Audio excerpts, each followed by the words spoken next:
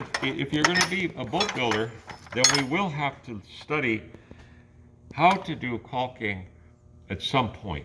But here's what I mean. Some caulking irons, you come in because they're made for this. Some of them, they're for opening, the holding it open. But you can look at them. You can see for yourself. Some of them are for reefing out the cotton or the oakum, you see. So there's a lot of things. Some of them like a delicate, you use a pizza knife. You're making a tiny little bit, tiny planking, and you put this cotton, instead of cotton, you put cotton string. You put the string in, and you just adjust a pizza cutter, you see. But what I want to show you real quickly is the use of that iron. But see, that's an example of what we're talking about. This is Yataiki. Yataiki says to me, I said to him, oh, how exciting, we have the furnace. He says, yes, are you looking forward to making it? I said, oh, yes. So I was hoping that I could make a chisel or something. He says, well, maybe in time. So he says, we start with making a hammer. You cannot believe how much work it is to make this thing. This I put a black locust handle in it.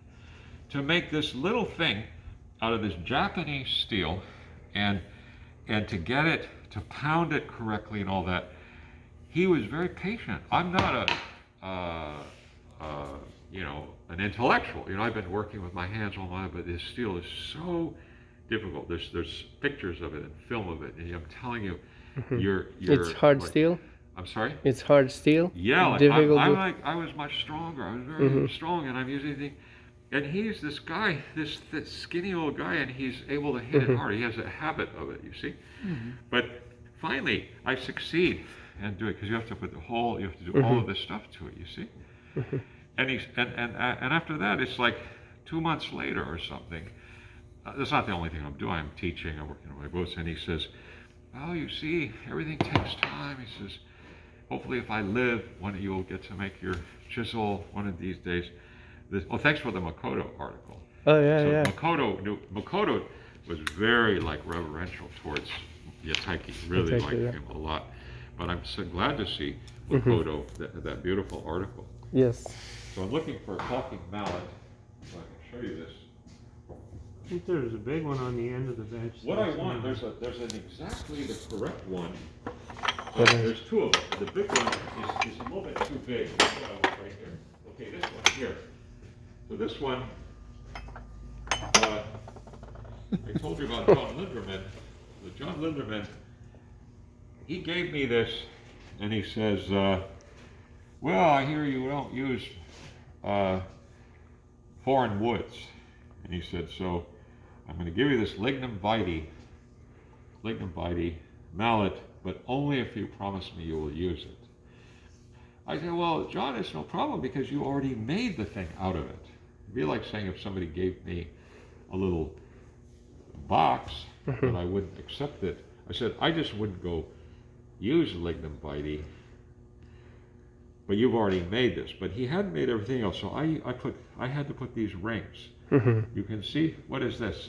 There's this pipe, copper. Bronze. Bronze, yeah. This copper, this I turned on the lathe. This is black locust, see? So the thing about the mallet is, think about how they used to break into fortresses using a log because they want the momentum of the length. So that's what it's about, you could say, that there's a momentum to it. And so we have this iron. Why is this iron so important to me? Is because this will probably scare the dog a little bit, so we'll come down here. Hello. I'll grab some other cotton so that we don't scare the dog, because it'll be more interesting anyway. So let me go grab a little cotton. You seem scared a little bit. She's not used to. Maybe it's for the cold, right? No. It's not the cold. She's these healers. They can be in the snow. There's not that she's scared because she doesn't know. I want her to get comfortable. You see, get comfortable with people. And she'll become comfortable. And she's always with her parents, and they are like too wild. So I want her to become more comfortable, you see. And Oh. she will over time. But I don't want to make a loud noise next to her. So the cotton, I'll get a little bit of cotton.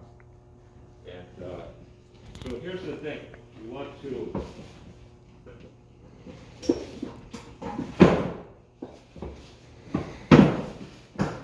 you buy some cotton and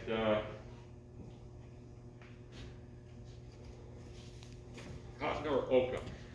Okay? Yeah, now this is a belang pin. So belang pin, like this I made for the Bush Island boat.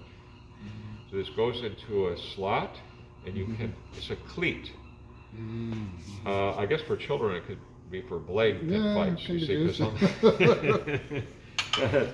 this is so here's cotton, and what you would do is you'd say, okay, for the job I'm doing, the cotton, it has to be trimmed down. So what I'll do is I'll take this piece of cotton here that has an ending, or I can just break it. Because usually we're using lengths of it, you see. So what I'll do is I'll break it here. And the cotton, you try never to put it into the soil or into sand.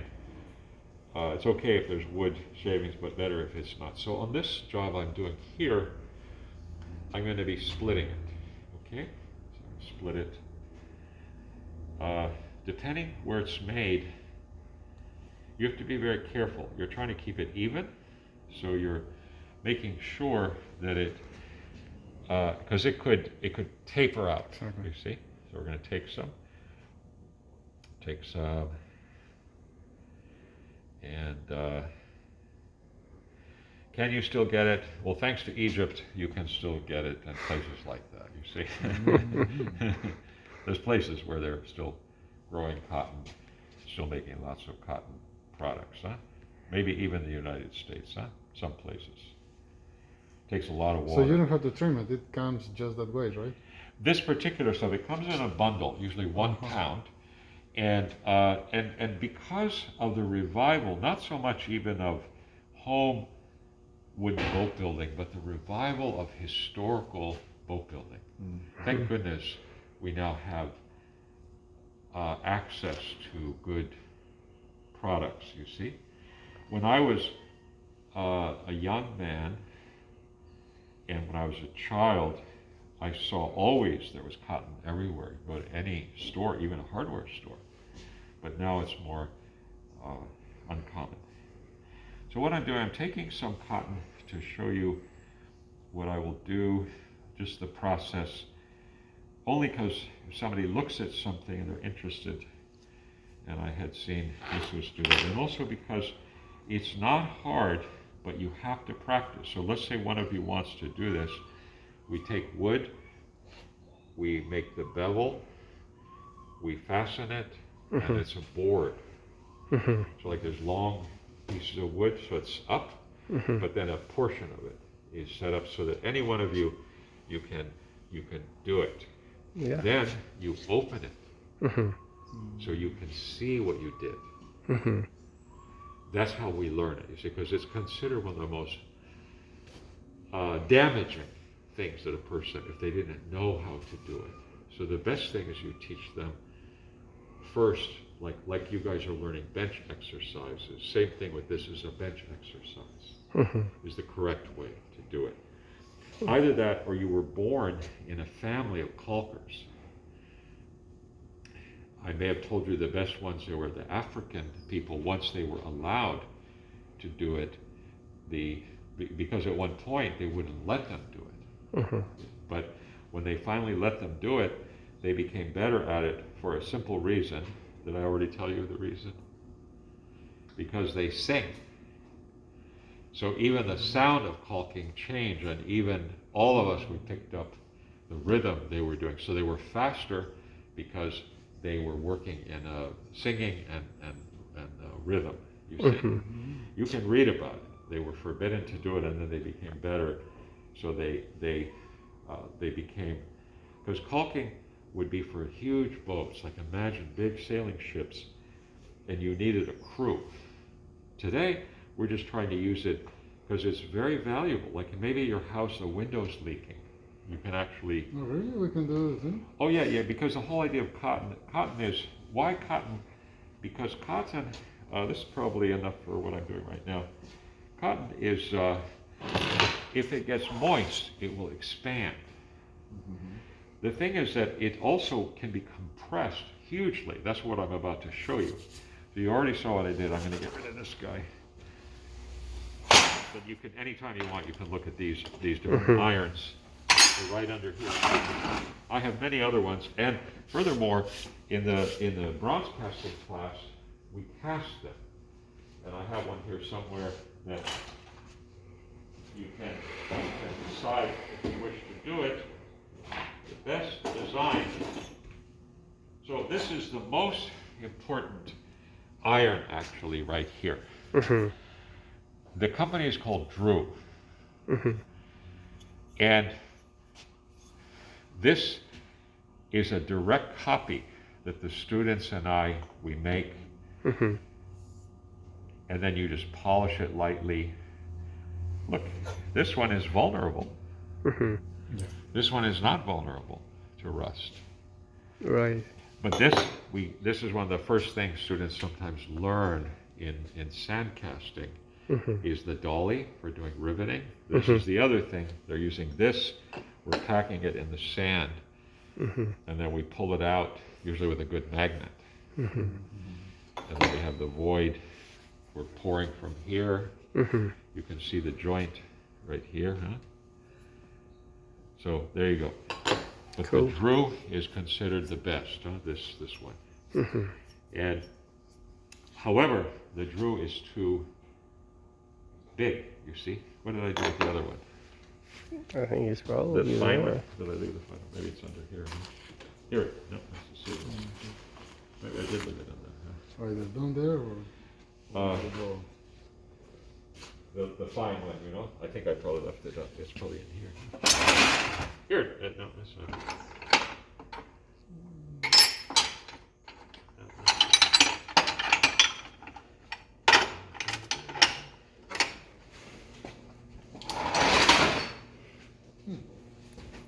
Oh, it's gotta be here. We just Did you take it with you when you walked down there?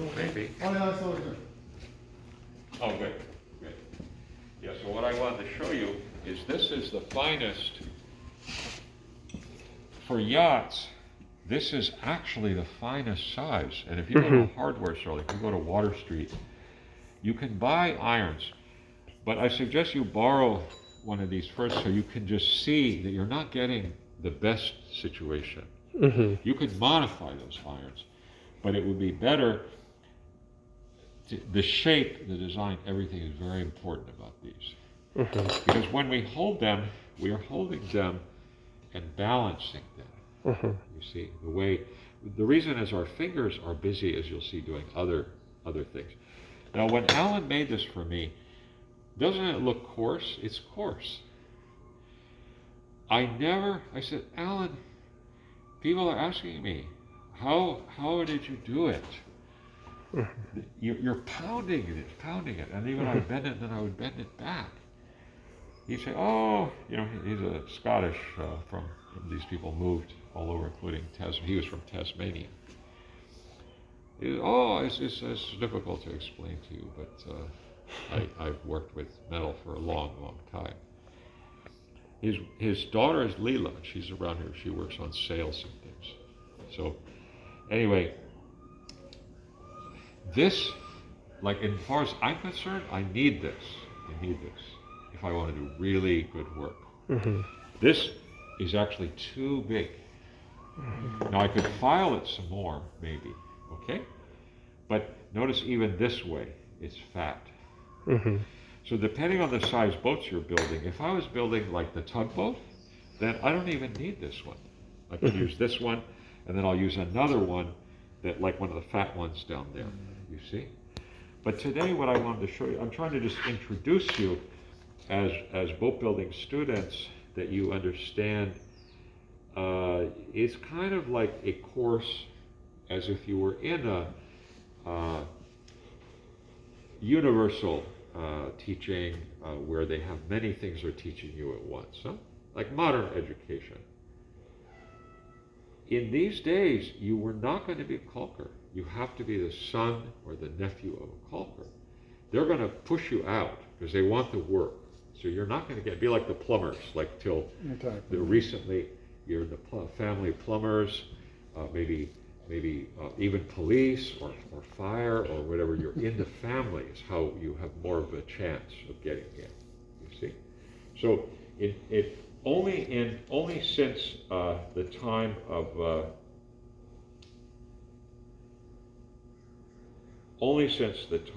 really of William Morris and the Industrial Revolution, they come up with the idea that the crafts will make crazy people happier. Because imagine in London, if you read about what the horrible effect of all the factories and everything were, and the cutting down of trees and all of this stuff, you see. So William Morris is only one of the spokespeople, and it started a movement, and so that's why you also have homes called arts and crafts homes. You have many kinds of things today that came out of that line of thinking. I'm the third generation from that movement. Meaning prior to me, there's two other generations. They learned it comprehensively. You had to know design. You had to know the stars. You see what I'm saying? So isn't that very different from the teaching prior to that, where you just learn the actual thing? You're a chair maker, you're only making chairs. You see? It's pretty boring. Yeah. So this is a much nicer way. So here, the cotton I'm already preparing, I'm spinning it a little bit, huh? And to the size that I believe is perfect for this boat, okay? So then we'll use it. Because the thing about the cotton, the seams, they are made by hand, and the seams are of different size. So for that reason, even though this is small, it's really being spun for the smallest place. And when the seam gets larger, we bunch it. We're going to be bunching it, basically. Okay, so we almost have this guy ready to go. Then the only other thing I need is an apron, which I think is under there.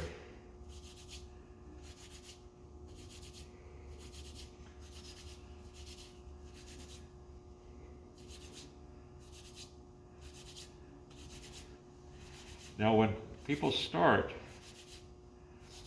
the reason we don't let them work on the boat is it's very easy for the iron. This iron can split a plank or the edge of a plank, you see. So that's why we want, this is the shape this way for a reason. This one is perfect, really beautiful shape. This one is perfect given its small size. But this is a work of art. See, everything about it is just so beautiful. I've used this for 30 years at least, 35, 40 years.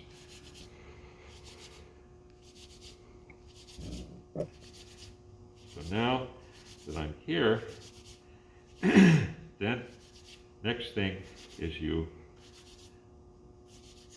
take it and you will make it into a ball. So that's the next thing.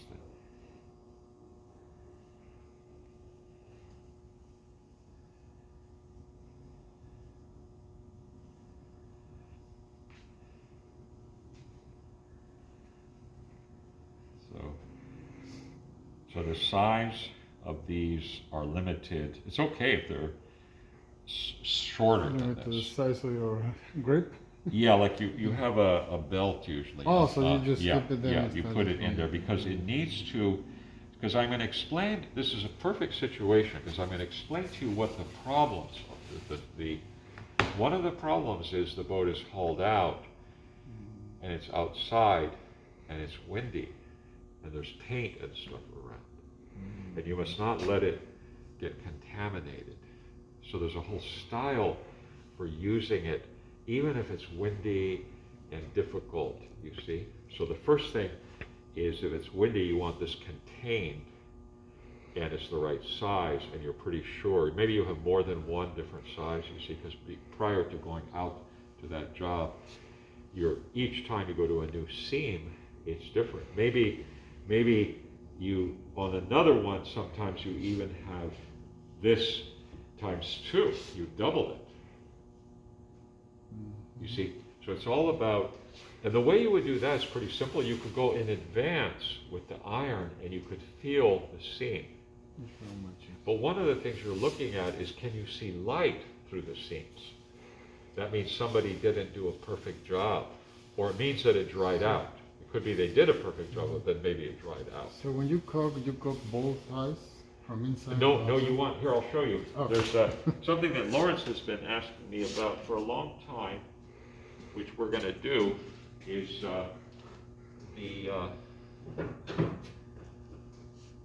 you see, the plank at Carville is round, and when you come up to the plank on the boat, the next one, you come up, and it comes up, and it has a landing that exactly matches the plank that was already made, and then you put a caulking bevel on it, see?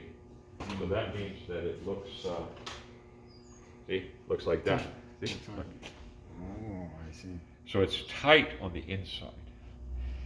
If you don't do this, it will blow out at some point. Yeah, absolutely. You see, so the idea is that it will be stronger if you leave certain amounts. So there's a whole series of things we do. We have the shape, which is changing. Every foot or so, it's changing. Obviously, at the bow, it's not going to be round. See, the bow will be flat. But somewhere else in the boat, it may be very round. I see. That's why I was wondering the opening on these parts, but inside is tight. Right? Yes. So you have to do this. Now, the Scandinavians, some of them, they will do tight. They will make it tight. They won't have any cut. And they will just use the wood, that's certain dryness, and they will, it's a yachting thing. But if you are a fisherman or a workboat builder, or you just want a decent boat that you can fix easily, the best thing is that you've thought of how you would be able to fix it. Barry has a boat that is Carvel, right? Mm-hmm. And I don't know, how are the seams doing? They were open when I first got it, Yeah, but they soaked up real well. yeah. So you see, that would be the first thing you would do. You would say, he buys a boat. It's about the size of this boat hanging here, but it's Carvel, and if it's dry, people they tell me things. I say, why did you do that? They're putting like Bondo or something. I said, no. Or if they caulk it right away, that's not smart, because now if it swells up, it now has too much material, and now it pushes and destroys the boat. It's going to deform the surface. Yeah, and then somebody does it twice, 3 times, because each time it's worse.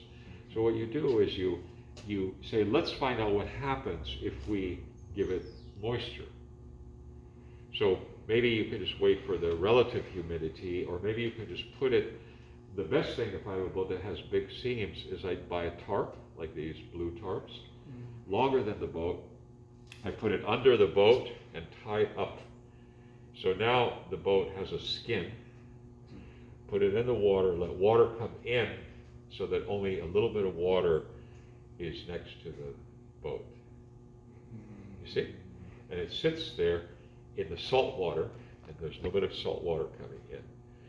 You see it sealing up on the side, and when it completely seals up, you untie it, and you just pull the tarp out, and it's all, you just go sailing at that point.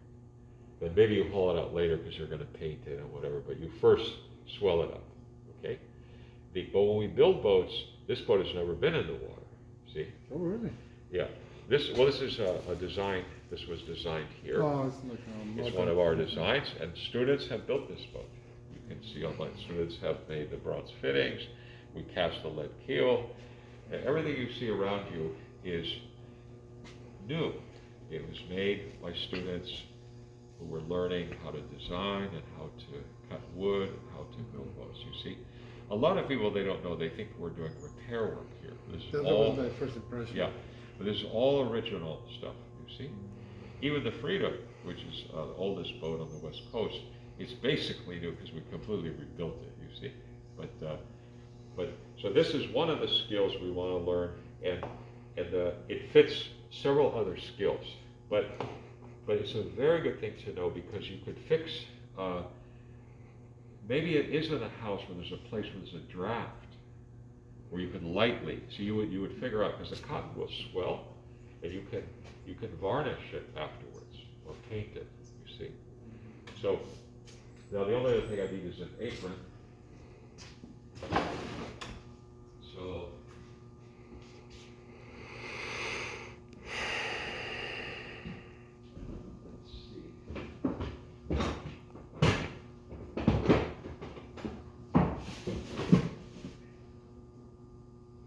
Maybe in my office.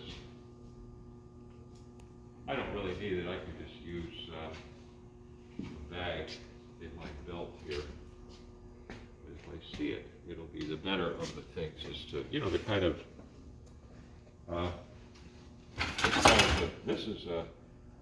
this guy here I could use. It's a bag, but I could use it.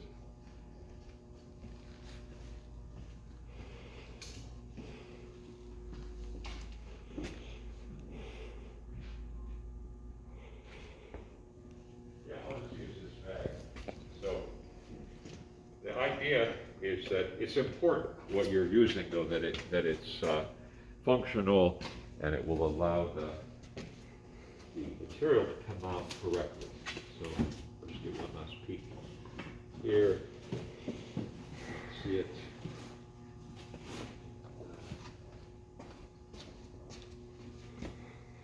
Yeah, so I don't know where it is. I'll use this. There's an apron here. Oh, good. Oh, that one actually was just brought over by, that belonged to this is a kind of apron that we all used in the old days. And what happened is Lauren brought it over because this belonged to Dana Hayden, who just died about a year and a half ago. And he was the son of Sterling Hayden. And when we were children, we were together in Tahiti on my father's. See, Sterling Hayden had Wanderer, but the court, he got into legal trouble because he took his children from the United States without permission from the mother. So then he was in trouble. But when they came, there was old friends of my father. They came to Tahiti. We lived with each other. This lovely woman, young woman actually, maybe she's 35 or something.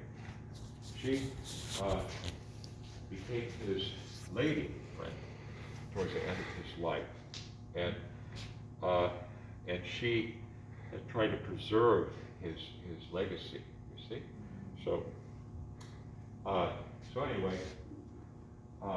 She thought I would want this. She also brought this oar that's over here. She also gave us a tool that is a wonderful tool that I've never owned one. It's a beautiful tool that you guys may know about. I'll bet you that Jesus knows this tool.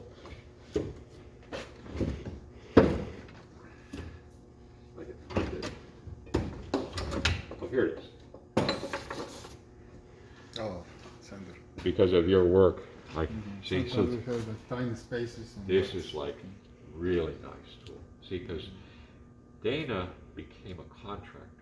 He was building houses in Pacific Heights, places like that, and he was doing wood, but not like boat building.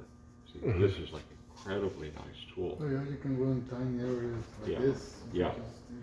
Well, the nice thing if you're in a situation like I am, you have places where there's a deck and you're trying, like you say, you're trying to come in close and to do the edge of something.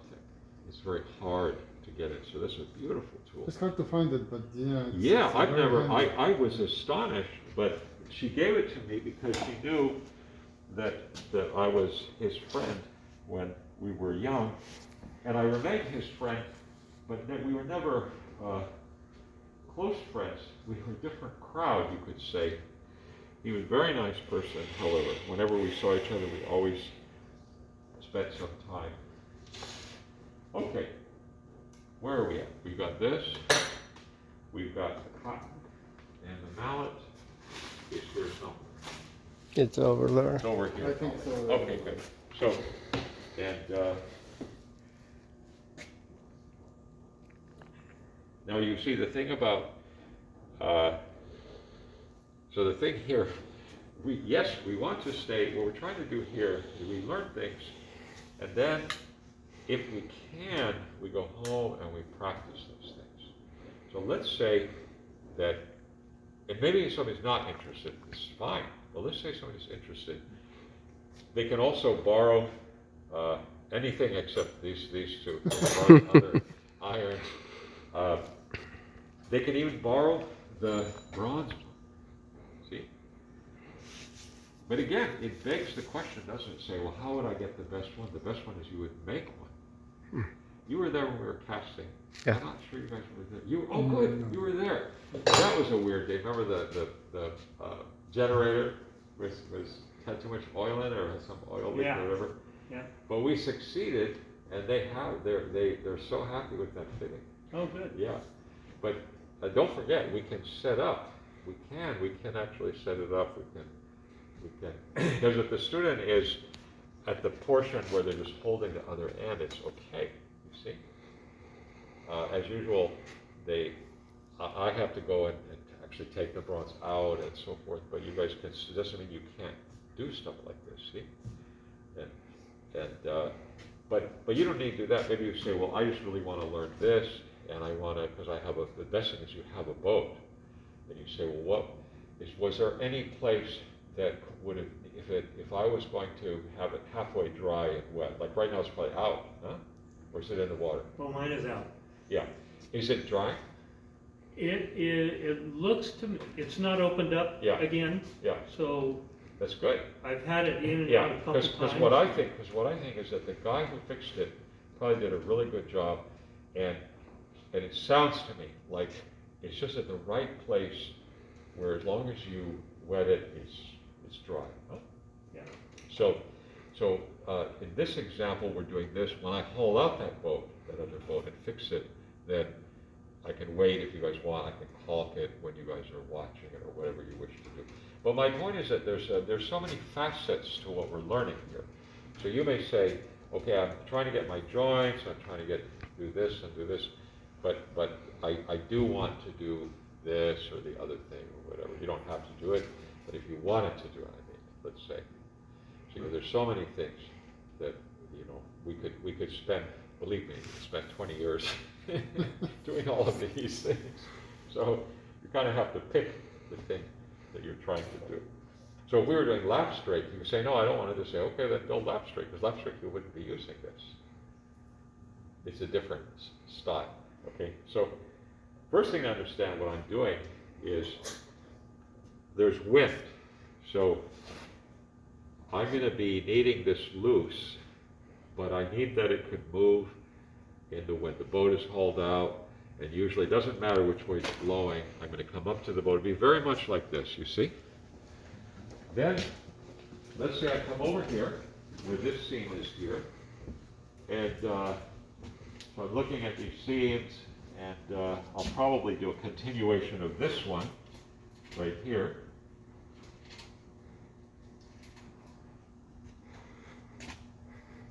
And I'll probably then take this, and what I'll be doing initially is looping. Previously, I would have seen how tight. You may wish to feel why I want to use this one. Go ahead. Just take it and put it in here, you can see. You see why I don't want it to be big. to be bigger than this. Exactly. You see? You So- can push the, yeah, the you see? bottom. Yeah. Yeah, so you see yeah, exactly. Okay, so the caulking seam is open, and what I want is to make a kind of a rope. You see? So I want to make a kind of rope that will fit in here, and you can see why this is a pretty big boat. So when you believe me, uh, when you build boats and you understand wood, like you see this wood here, what I told my students, they said, you made it tight. I mean, yes, because I know that longitudinally all wood will shrink a little bit. You can ask my students who are still around here from this time. This wood was green. It was also steamed. It was green, steamed, it wrapped around, shaped all the usual ways, spiraled, everything. And I said, if we make it this size, it will get too big. Exactly. See, so you learn about wood, different kinds of wood. The main thing that we understand, it's an organic material, it's going to move and so forth. But which kind of wood? This later will get shaved some more, you see? So here you can see I'm starting out. So the first thing we want to understand is there's the issue of the looping. So looping happens, notice this is in front of me, the wind's blowing, so you have to imagine, it doesn't have to be, but I'm saying you have to know how to do this so you don't harm it. If this falls into the sand, something, Wow. you lose that time, and you're getting paid, if you're doing it, if you're doing it for yourself, fine, you're just losing the time. But if you're at the job, the boss will not be happy, and number two, you're going to lose because you're getting paid usually for the length you're caulking. So you're not allowed, or it's not good to make a trench and then get another piece and start from there. So you have to start from end to end with the same piece. Well, you can notice how I just connected it. Exactly. Yeah, no problem, no problem. As long as the whole idea is that it is, it could be that you do one, you say, well, it's very uneven, and let's say you find out it's uneven, so you put in the first bead, and you say, there's a space over here, I will come back and put in a little bit more on top of it, okay? It's not, Doesn't have to be. it doesn't have to be perfect, but I'm telling you, most jobs, they are not as tight as this. If you learn, everything we do is not hard, it's very systematic, but if you learn it, you're doing better work than most people are doing, because the truth is most people, they are not sufficiently trained, you see? So, okay, so here's the thing to understand is, so for the back part of this, you see, look what I'm doing. What I want is something that's going to make it so I don't accidentally go like this, okay? And the best way for me to do that is, remember I mentioned this is held in your hand. You have your thumb to help you, but your thumb is also, you're busy because you're taking this and you're creating the loop, and the front end of it needs to be visible to you. See? You put it in first, and that helps you, prevents you from making a mistake. You see? So I'm going very slow motion. I'm going a little bit faster now, huh? The normal. Okay? And I'm feeling as I go, I'm feeling the size of the hole, which varies slightly as I go. I'm putting in more right here. So I can feel that from experience, okay, from my experience. This is not perfect, this bag, huh? So I have to adjust it more. Normally it's a very thin, you know what I'm saying, it's a little So belt. you can roll yeah. it. You still have to unroll it, but not as much as I have to do here, see? So I'm coming along, see? And now there's more than one way to do things, and somebody may prefer doing it a different way, but notice the logic of what I'm explaining to you. Look at the logic. That you will avoid splitting the corner because the part you're holding is over here, and it's like you're writing in the European language. Some people, they're coming the other way, and it's okay. If you were left-handed, you would probably come the other way, for example. But try to understand at least the logic of this in all cases, you're trying to finish with no split edges over here. This is very soft wood. This is cedar, red cedar. Yeah. Right here. Some of the planks are much harder, see, tougher wood. So you see what I'm doing? So I'm going along here, and I'm using the tool and the iron to guide me, okay? That I'm feeling for the amount of cotton that I need to put in, okay? Where I need more, I loop it tighter, see? I bunch it tighter. I just come along